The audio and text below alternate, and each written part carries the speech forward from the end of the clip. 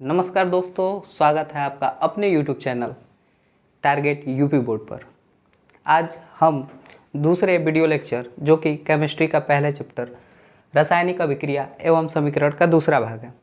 अगर आप पहला भाग देखना चाहते हैं तो इस वीडियो के डिस्क्रिप्शन बॉक्स में आपको लिंक मिल जाएगा। और दोस्तों साथ ही साथ आप हमारा सपोर्ट कीजिए और चैनल को अधिक से अधिक शेयर कीजिए और सब्सक्राइब कीजिए। Thank you. अब शुरू करते हैं। कल हमने आपको बताया था कि रासायनिक अभिक्रिया क्या होती है। उससे पहले हमने पूरे चैप्टर में क्या क्या टॉपिक्स हैं उनके बारे में एक बार पूरी तरह से बताया था कि इन सारे टॉपिक के बारे में हमें अध्ययन करना है। और उसके बाद हमने आपको बताया था रासायनिक अभिक्रिया की परिभाषा। तो फिर से हम लोग एक क्विक रिवीजन लेते हुए शुरू करते हैं दोस्तों। पहला टॉपिक रासायनिक अभिक्रिया।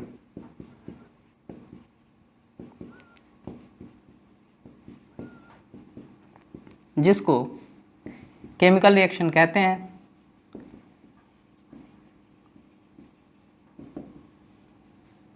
आपको याद होगा दोस्तों, कल हमने बताया था कि रासायनिक अभिक्रिया एक ऐसी क्रिया है जिसमें दो या दो से अधिक पदार्थ आपस में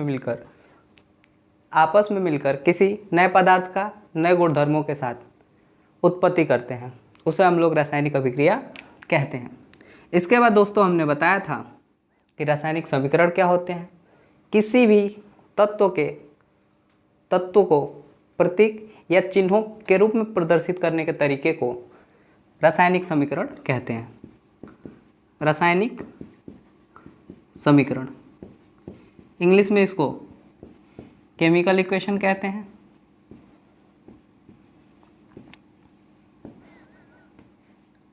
इसकी डेफिनेशन एक बार देख लेते हैं। रासायनिक अभिक्रिया वह क्रिया जिसमें दो या दो से अधिक पदार्थ आपस में मिलकर किसी नए पदार्थ का नए गुणधर्मों के साथ उत्पत्ति करते हैं, रासायनिक अभिक्रिया कहलाती है। Chemical reaction is a process in which two or more than two substances are combined together and make a new substance with new properties. That is called chemical reaction.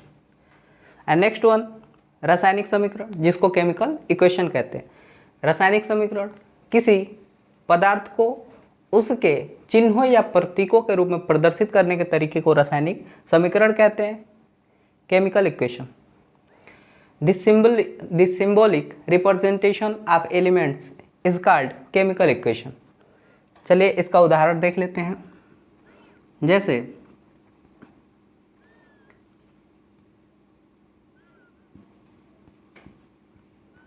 Magnesium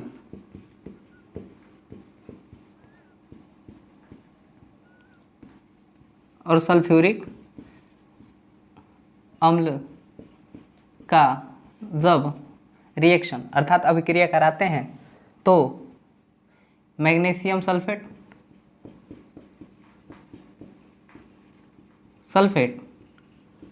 व हाइड्रोजन गैस का निर्माण होता है। इसी को जब इसके प्रतीक के रूप में लिखते हैं उसे ही हम लोग रासायनिक समीकरण कहते हैं। जैसे मैग्नीशियम को Mg लिखते हैं प्लस सल्फ्यूरिक अम्ल को H2SO फिर से रिप्रेजेंट करते हैं और मैग्नीशियम सल्फेट को MgSO4 और हाइड्रोजन को H2 से। अब दोस्तों समझने वाली बात यह है कि आखिर इस प्रकार से रिएक्शन कैसे कराते हैं। इसके लिए हम अलग से वीडियो बना करके डाल देंगे और जिसको आप लोग देख करके आसानी से किसी भी चीज़ का रिएक्शन करा सकते हैं। अब चलिए इसमें थोड़ा आगे बात करते हैं। कोई भी जो रासायनिक अभिक्रिया बनी होती है दो चीज़ों से मिलकर के बनी होती है। उसमें दो भाग होते हैं मुख्य रूप से। एक भाग जो कि आपका राइट हैंड साइड में होता है, जैसे कि ये राइट हैंड साइड जो कि एरो के राइट हैंड साइड अर्थात दाहिनी तरफ होता है, और एक होता है एरो के पहले अर्थात बाई तरफ लेफ्ट हैंड साइड में। जो एरो के लेफ्ट हैंड साइड में होता है उसे हम लोग रिएक्टेंट अर्थात अभिकारक कहते हैं, और जो आपका एरो के बाद अर्थात राइट हैंड साइड में होता है उसे हम लोग प्रोडक्ट कहते हैं। दो भागों से मिलकर के बना होता है, जो कि एक लेफ्ट हैंड साइड और एक राइट हैंड साइड। जो लेफ्ट हैंड साइड में भाग होता है उसे हम लोग अभिकारक, और जो लेफ्ट हैंड साइड में होता है उसे अभिकारक, और जो राइट हैंड साइड में होता है उसे हम लोग उत्पाद कहते हैं। अगर हम बात करें किसी भी अभिक्रिया में अभिकारक का कुल द्रव्यमान उत्पाद के कुल द्रव्यमान के बराबर होता है। यह आपका रासायनिक संयोग के नियम के अनुसार होता है, जिसमें द्रव्यमान संरक्षण के अनुसार ये बात कही गई थी कि किसी भी अभिक्रिया में अभिकारक का कुल द्रव्यमान उत्पाद के कुल द्रव्यमान के बराबर होता है। चलिए अब इसके आगे हम लोग बात करते हैं। उम्मीद है आपको कि इतनी सारी चीज़ें समझ में आई होंगी। अगर आपको किसी भी पोर्शन में समस्या समझ में आ रही है तो कमेंट बॉक्स में आप लोग लिख दीजिएगा, जिसके द्वारा हम लोग उस समस्या का निदान कर देंगे। अब बात करते हैं, रासायनिक समीकरण दो प्रकार के होते हैं। रासायनिक समीकरण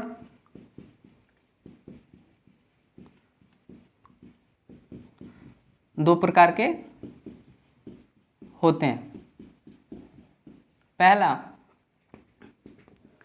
संतुलित, जिसको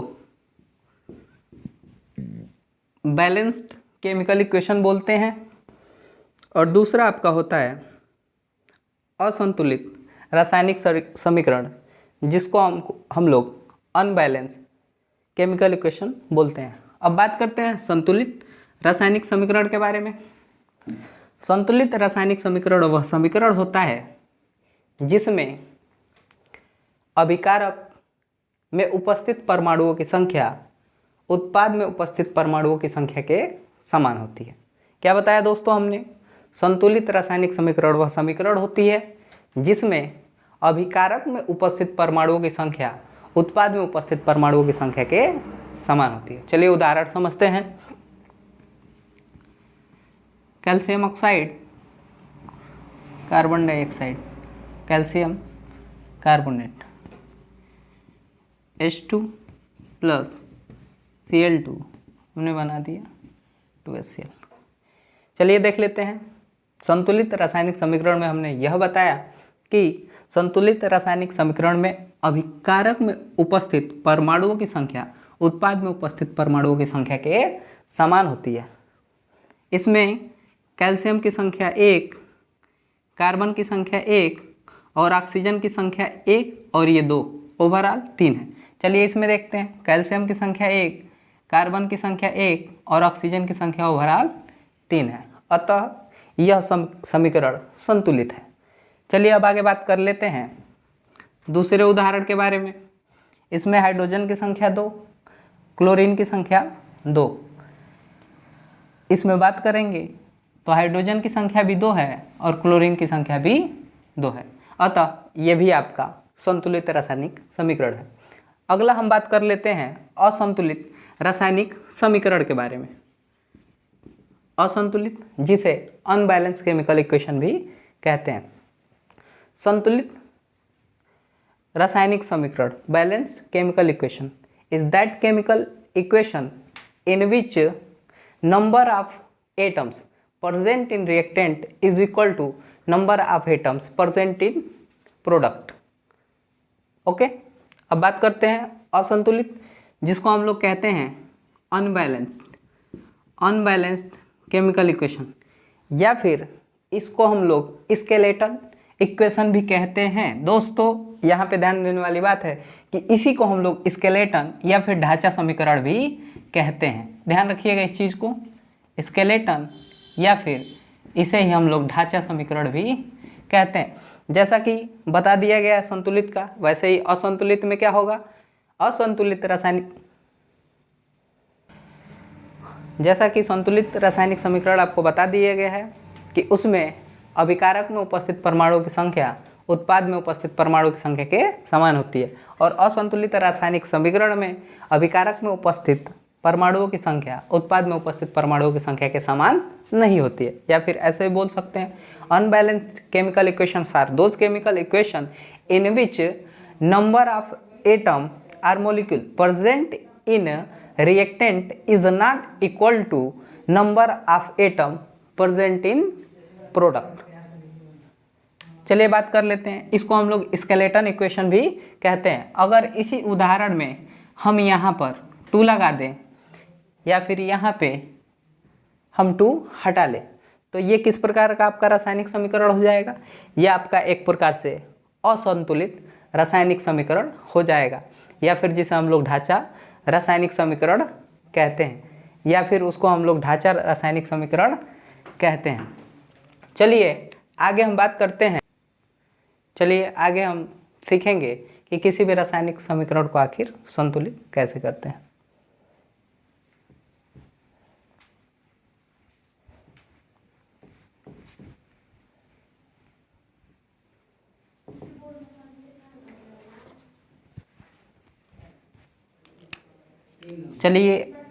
चलिए समझते हैं इस उदाहरण से। ये आपका एक असंतुलित रासायनिक समीकरण है जिसके बारे में अभी हमने बात किया था। चलिए समझते हैं आखिर इसको संतुलित कैसे करेंगे।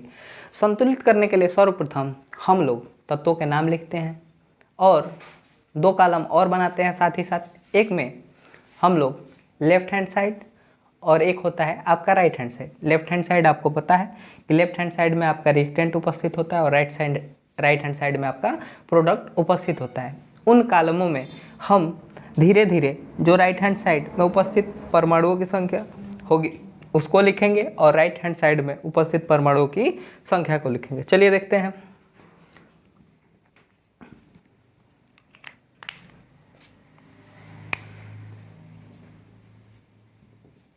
तत्व के नाम, name of the element, name of the element. इसके बाद लिख देंगे LHS में उपस्थित तत्वों की संख्या या फिर परमाणुओं की संख्या। LHS में उपस्थित परमाणुओं की संख्या। वैसे ही इसमें राइट हैंड साइड में उपस्थित परमाणुओं की संख्या में के बारे में बात करेंगे। राइट हैंड साइड में उपस्थित परमाणुओं की संख्या। चलिए समझते हैं। तत्वों के नाम, अगर हम बात करें ओवरऑल, ये इसमें 2 ही तत्व हैं, एक हाइड्रोजन है और क्लोरीन है। चलिए लिख लेते हैं। तत्वों के नाम में आपका हो जाएगा हाइड्रोजन और आपका हो जाएगा क्लोरीन। अब बात करते हैं लेफ्ट हैंड साइड में उपस्थित परमाणुओं की संख्या है। ये रहा आपका लेफ्ट हैंड साइड और ये रहा आपका राइट हैंड साइड। ये आपका रहा लेफ्ट हैंड साइड और ये रहा आपका राइट हैंड साइड। चलिए देखते हैं लेफ्ट हैंड साइड में उपस्थित परमाणुओं की संख्या। बात करते हैं हाइड्रोजन की, तो हाइड्रोजन देखते हैं तो हाइड्रोजन की संख्या आपकी 2 है। और क्लोरीन की बात करते हैं तो लेफ्ट हैंड साइड में परमाणु की संख्या कितनी है? 2 है। चलिए राइट हैंड साइड में बात करते हैं तो हाइड्रोजन की संख्या 1 है और क्लोरीन की संख्या भी 1 है। चलिए अब इसको संतुलित करने के लिए हम क्या करेंगे? राइट हैंड साइड में 2 से मल्टीप्लाई करेंगे क्योंकि यहाँ पर हाइड्रोजन की संख्या 2 है और यहाँ पर क्लोरीन की संख्या भी 2 है। तो अतः हम लोग राइट हैंड साइड में हाइड्रोजन की संख्या में भी 2 से मल्टीप्लाई और क्लोरीन की संख्या में भी 2 से मल्टीप्लाई करेंगे। अब लेफ्ट हैंड साइड में 2 हाइड्रोजन और क्लोरीन भी 2 और राइट हैंड साइड में 2 हाइड्रोजन और 2 क्लोरीन की संख्या होगी। अब हमें 2 से मल्टीप्लाई करना है तो हम इसको इस प्रकार से लिखेंगे तो ये हमारा इक्वेशन गलत हो जाएगा। इसको लिखने के लिए हम HCl के आगे 2 से मल्टीप्लाई कर देंगे। इसका मतलब ये हुआ कि इसका मल्टीप्लिकेशन हाइड्रोजन में भी 2 टाइम्स है और क्लोरीन में भी 2 टाइम्स है। अब जा कर के इक्वेशन आपका संतुलित हो गया। और एक उदाहरण की सहायता से हम लोग समझेंगे। चलिए लेते हैं दूसरा उदाहरण। Fe plus H2O Fe3O4 plus H2। इसमें देखते हैं तत्वों के नाम। उपस्थित है आयरन है, हाइड्रोजन है और आपका ऑक्सीजन है। चलिए अब लेफ्ट हैंड साइड और राइट हैंड साइड की बात करते हैं। लेफ्ट हैंड साइड में आपका आयरन की संख्या 1, हाइड्रोजन की संख्या 2 और ऑक्सीजन की संख्या कितनी है? तो 1 है। अब बात करते हैं हम लोग राइट हैंड साइड की। तो राइट हैंड साइड में आयरन की संख्या कितनी है आपकी? 3, ऑक्सीजन की संख्या है आपकी 4 और हाइड्रोजन की संख्या है आपकी 2। चलिए समझते हैं पहले। अब हम लोग ये देख रहे हैं कि हाइड्रोजन की संख्या दोनों में क्या है? एक समान है। तो आखिर संतुलित किसको करना है? जो असंतुलित है उसको संतुलित करना है। चलिए अब इसमें ध्यान रखने वाली बात एक ये होती है कि सबसे पहले संतुलित उस तत्व को करते हैं जिसमें अधिक से अधिक परमाणु जुड़े होते हैं, अर्थात अधिक से अधिक तत्व जुड़े होते हैं। ये क्या है? सिंगल एलिमेंट है। ये क्या है? आपका कंपाउंड तो है। इसमें कितने हैं? 2 हैं। इसमें बात करें तो इसमें भी 2 हैं। तो कभी भी जब संतुलित करेंगे तो एक परमाणु को पहले नहीं लेंगे, बल्कि जिसमें परमाणुओं की संख्या अधिक होगी उसको पहले संतुलित करने का प्रयास करेंगे। हाइड्रोजन की संख्या संतुलित है, आयरन की संख्या असंतुलित है और ऑक्सीजन की संख्या असंतुलित है। चलिए ऐसा करते हैं कि ऑक्सीजन संतुलित करने के लिए यहाँ पर हमने कितने से मल्टीप्लाई कर दिया? 4 से ऑक्सीजन में। तो ऑक्सीजन में 4 से मल्टीप्लाई करने का मतलब ये निकल करके आया कि Fe+4H2O। ऑक्सीजन में 4 से मल्टीप्लाई करने का मतलब ये नहीं हुआ केवल ऑक्सीजन की संख्या 4 होगी। इसका मतलब ये होगा कि ऑक्सीजन जिस यौगिक से जुड़ा हुआ होगा उसमें 4 से मल्टीप्लाई होगा। चलिए बात करते हैं Fe। जब हमने ऑक्सीजन में 4 से मल्टीप्लाई किया तो 4 से मल्टीप्लाई का मतलब केवल O में 4 से मल्टीप्लाई नहीं होगा, बल्कि ऑक्सीजन जिस यौगिक में उपस्थित होगा उसमें 4 से मल्टीप्लाई होगा। चलिए अब आगे क्वेश्चन लिखते हैं वैसे ही। Fe3O4+H2। इसका मतलब ये हुआ कि यहाँ से हाइड्रोजन की संख्या कितनी हो गई? 8 हो गई और ऑक्सीजन की संख्या कितनी हो गई? 4। मतलब हाइड्रोजन की संख्या कितनी हो गई? 8 हो गई। किस में हो गई? लेफ्ट हैंड साइड में हो गई। लेफ्ट हैंड साइड में हाइड्रोजन की संख्या अब कितनी हो गई साहब? 8 हो गई। चलिए संतुलित कौन सा हुआ? ऑक्सीजन की संख्या। अब कौन कौन सा असंतुलित हो गया? हाइड्रोजन और आयरन। चलिए अब देखते हैं। अगर हमें इसको आयरन को संतुलित करना है तो आयरन में कितने से मल्टीप्लाई करना होगा? 3 में। लेकिन आयरन यहाँ पे कैसा है? इंडिविजुअल, अकेला है। तो इसको पहले संतुलित ना करके किसको संतुलित करेंगे हम लोग? हाइड्रोजन को। तो हाइड्रोजन को संतुलित करने के लिए राइट हैंड साइड में कितने से मल्टीप्लाई करना होगा? 4 से। चलिए करते हैं दोस्तों। Fe+4H2O Fe3O4+4H2। अब कौन सा असंतुलित रह गया मित्रों? तो आपका आयरन केवल असंतुलित हो गया। अब इसको हम लोग संतुलित कर लेंगे। आयरन में कितने से मल्टीप्लाई? 3 से। तो यहाँ से समीकरण बन करके आएगा 3Fe+4H2O Fe3O4+4H2। चलिए देखते हैं क्या लेफ्ट हैंड साइड और राइट हैंड साइड दोनों में उपस्थित, शायद ये नीचे लिखने पे आप लोग को नहीं दिख रहा होगा, फिर कोई बात नहीं, इसको हम लोग ऊपर लिख के आपको समझाने का प्रयास करते हैं। तो हमने ये बताया कि अब लास्ट में बचा आयरन, तो इसमें 3 से मल्टीप्लाई करना है, इंडिविजुअल है। चलिए इसमें मल्टीप्लाई करके देखते हैं। तो यहाँ से आपका फाइनल इक्वेशन बन करके आएगा 3Fe+4H2O और Fe3O4+4H2। चलिए देखते हैं क्या ये इक्वेशन बैलेंस है। चलिए समझते हैं। हाइड्रोजन की संख्या 4 2 8, किसमें? राइट हैंड साइड में 8। अब बात करते हैं ऑक्सीजन की संख्या 4, ऑक्सीजन की संख्या 4 राइट हैंड साइड में। आयरन की संख्या 3, आयरन की संख्या 3 राइट हैंड साइड में। राइट हैंड साइड में सारे इस इक्वेशन के अकॉर्डिंग सही हैं। अब बात करते हैं लेफ्ट हैंड साइड की। ऑक्सीजन की संख्या 4, हाइड्रोजन की संख्या 8, ऑक्सीजन की संख्या 4, हाइड्रोजन की संख्या 8 और आयरन की संख्या 3। इस प्रकार से दोस्तों हम देख सकते हैं कि यह समीकरण पूरा संतुलित है। आप लोग इसी प्रकार से कुछ समीकरण लेकर के कोशिश कीजिएगा। अगर आपको किसी समीकरण को संतुलित करने में असुविधा हो रही है तो कमेंट बॉक्स में छोड़ दीजिएगा, उसका सॉल्यूशन हम आपको दे देंगे। धन्यवाद दोस्तों।